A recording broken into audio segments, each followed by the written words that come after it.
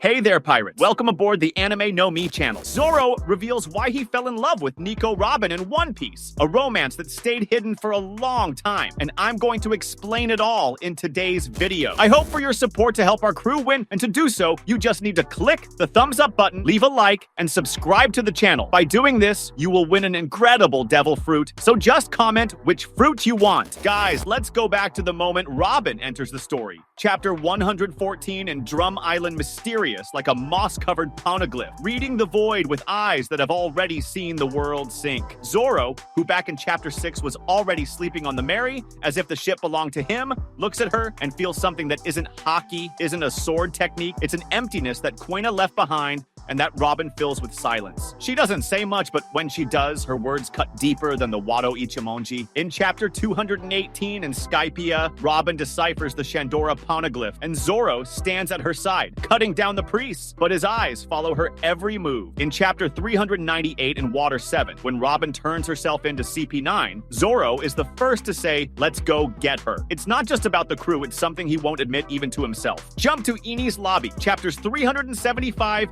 to 430, the arc that turns rivalry into family. Robin screams, "I want to live," in Chapter 398, and Zoro cuts through the gates of justice with an Ashura that makes Kaku swallow his pride. He doesn't talk, but he acts. In Chapter 403, when Sanji kicks Zoro out of Kuma's path in Thriller Bark, Zoro takes the entire blow for the crew, but it's Robin whom he shields with his body, even unconscious. In Chapter 485, Robin holds his hand on the way back to the ship, and Zoro opens one eye, grumbles, "You don't owe me anything," but his heart knows the truth. Robin is the only one who understands the weight of carrying a dream the world wants to erase. She carries O'Hara, he carries the promise he made to Quina. Two ghosts dancing in the silence. Now Wano, Chapters 909 to 1050. Robin becomes Orobi, infiltrates Kaido's castle, and deciphers the poneglyph in Chapter 1020. Zoro, wounded in Chapter 1035, receives the mink medicine, and wakes up with Robin beside him, reading Odin's diary. "You almost died, swordsman," she says with a smile that makes Zoro forget the pain. In Chapter 1040, he cuts down King with King of Hell, but it's Robin who holds the road poneglyph, the map to Luffy's dream. Zoro looks at her and thinks she is the way. It's not just strength, it's intelligence, past, and future. Robin is the poneglyph he wants to protect forever. Egghead, Chapter 1066 onward. Robin reads Vegapunk's diary in Chapter 1114, discovers the Void Century, and Zoro cuts down S-Hawk in Chapter 1075 with a strike that makes Mihawk's clone tremble. In Chapter 1103, Robin holds Lilith's hand, but Zoro is always one step behind her, cutting down anything that threatens her. Sanji flirts, Zoro protects. Robin smiles at both, but it's Zoro's silence she understands. In Chapter 1126, after Egghead, the giants of Elbaf carry the Sunny, and Robin tells ancient stories to the kids. Zoro sits beside her, sharpening Enma, listening to every word as if each one were a sword strike. If the love between Zoro and Robin is the sharp blade that cuts through silence,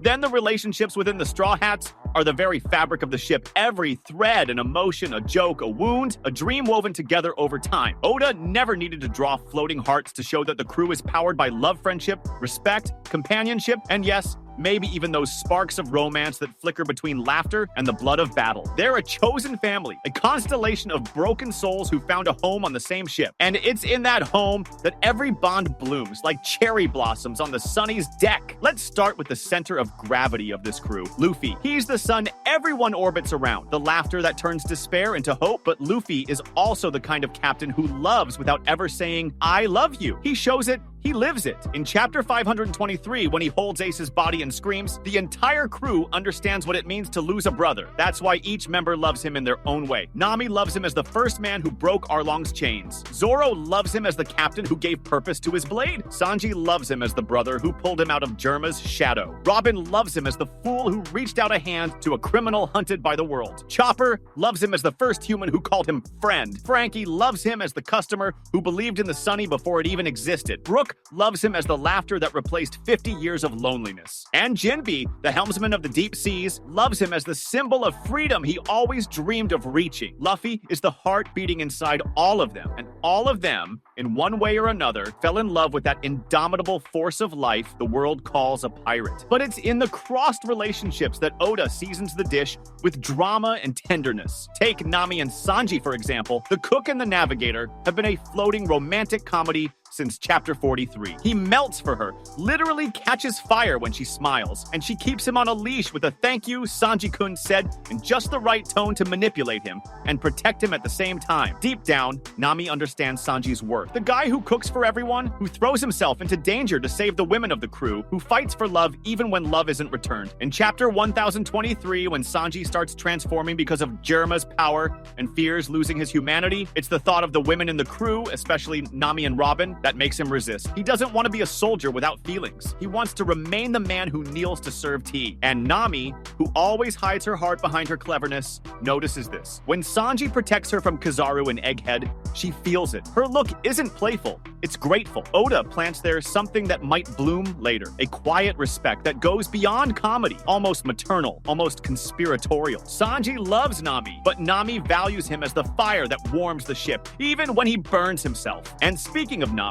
what can we say about her bond with Luffy? It's one of the purest connections in the entire story. In chapter 81, when she finally asks for help in Arlong Park, Luffy takes off his hat, his greatest treasure, and places it on her head. That's the moment something is born that goes beyond friendship. It's not romance, it's devotion. Luffy trusts her to guide the ship, to draw the map of dreams, and she trusts him to never let the world imprison her again. They are the balance between instinct and reason. He jumps without thinking, she thinks so he won't die. In every arc, this dynamic gets stronger. When Luffy decides to attack Eni's lobby, it's Nami who charts the impossible route. When he disappears in Whole Cake, she's the one who keeps the crew together. It's a soul-deep connection, the captain and the navigator, the sun and the compass. If Luffy ever says, "I trust you more than I trust myself," every reader will know he's talking to Nami. Imagine the moment of the reveal. The Sunny docks on a neutral island, Luffy eats meat, Sanji cooks, Nami draws maps. Zoro, after training hard enough to slice clouds, sits beside Robin. "Hey, archaeologist, remember Eni's lobby? I said I'd come get you. It wasn't just for Luffy, it was for you." Robin raises an eyebrow. Hana flowers blooming on the deck. "Swordsman, are you drunk on sake?" Zoro laughs rare as a comet. "No, I fell in love with you, with the way you read the world, the way you survive, the way you smile when you find a poneglyph." Sanji hears it, his cigarette falls. "Marimo!" Luffy laughs. "Shishishi, Zoro's got a girlfriend." Robin blushes but holds his hand. "Me too, swordsman, ever since you cut the sky for me." The future? Elbaf will have its forges, Laugh-Tale will have its secrets. Zoro cuts the path, Robin deciphers it. Together,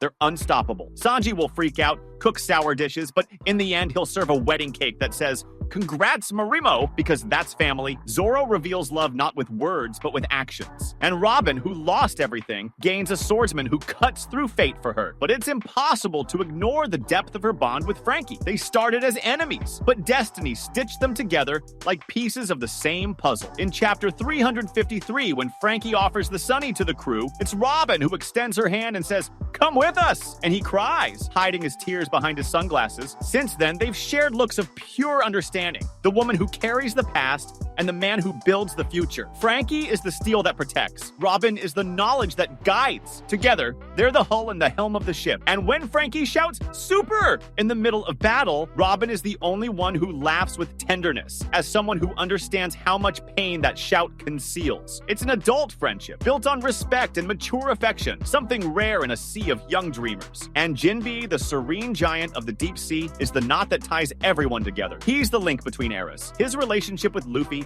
is one of mentor and disciple, but with the rest of the crew, he is almost paternal. He respects Zoro as a warrior, trusts Nami as a strategist, appreciates Sanji as a cook, and admires Robin as a scholar. He represents balance, the man who understands the value of coexistence among differences. And that's exactly why, when Zoro is officially named first mate, Jinbe will be the first to stand and say, "This is the right choice. At sea, the sword must follow the helm." He and Zoro will form the duo that keeps the Sunny on core strength and wisdom side by side. But the relationships among the Straw Hats go far beyond romance and hierarchy. They're a metaphor for the human journey itself. Each one carries a trauma. Nami and slavery, Robin and genocide, Sanji and abandonment, Zoro and loss, Luffy and loneliness. Chopper and exile, Franky and remorse, Brook and death, Jinbe and prejudice. And each one heals another in their own way. Nami teaches Zoro to laugh. Zoro teaches Robin to trust. Sanji teaches Luffy to take care. Luffy teaches Sanji to forgive. Chopper teaches everyone the value of innocence. Robin teaches the crew to treasure knowledge. Franky teaches that scars are art. Brook teaches that even bones can dance. And Jinbe teaches that the sea accepts everyone, as long as they have the courage to sail. And of course, the spark between Zoro and Robin is the red thread that stitches together the crew's silence. It's not explosive passion like Sanji's, nor comedic banter like Luffy and Nami's. It's something more adult, more restrained. In her gaze, he finds peace. In his silence, she finds safety. If their love ever blooms, it'll be like a sunset over a calm sea subtle, inevitable, eternal. Oda may never draw a kiss, but every gesture is already enough. Robin caring for Zoro's wounds in Wano, Zoro always placing himself between her and danger. They are two survivors who understand that, in the end, love is being there when the world tries to erase you. That was today's content. We hope you liked it and want to share your opinion on the subject. Don't forget to share the video, give it a thumbs up, and I'll see you in the next video. Take care and stay amazing.